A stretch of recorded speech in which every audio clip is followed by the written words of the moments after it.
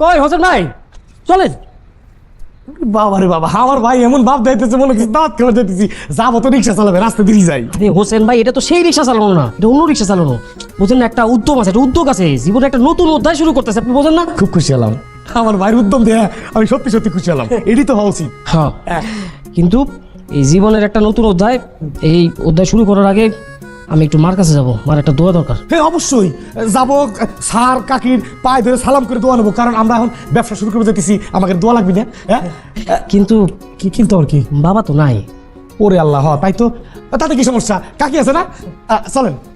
চলে তো হোসেন ভাই, আমার কি ওই বাসায় ঢোকা ঠিক হবে? কে ঠিক হবি না? হ্যাঁ আপনি কি থাকবে যেতেছেন না খাবার যেতেছেন? হ্যাঁ আপনি কারোটা পড়েন, আপনি যাবেন না কে? আপনি যাবেন আর আমি আপনার থেকে দিচ্ছি, অনেক কেউ কিছু করলে মারিয়ে মুড়ে আমি ফাটা লাবো। ঠিক আছে, এত উত্তেজিত হওয়ার তো কিছু। উত্তেজিত হবো নাকি? আমরা কি আগের মতো আছি নাকি? মোটামুটি হলো আমরা একটা প্রতিষ্ঠিত। কি হ্যাঁ, সেমি প্রতিষ্ঠিত আর কি। ঠিক আছে, আমি একটা কথা কই ভাই, কেউ কিছু করার সাথে সাথে আপনি সরাসরি প্রোটেস্ট করবেন। ঠিক আছে, আমি আপনার হাতে আছি। আমরা আমরা ঢুকিই তো নাই, এত কিছু নাও তো হইতে পারে, তাই না? এরকম করতেছেন কেন? সাহস দিলাম, সাহস।